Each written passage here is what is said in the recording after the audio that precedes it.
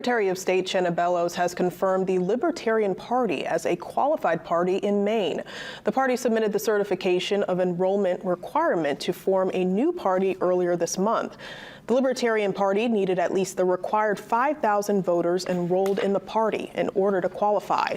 Bellows says as of January 2nd, there were 5,168 enrolled Libertarian voters.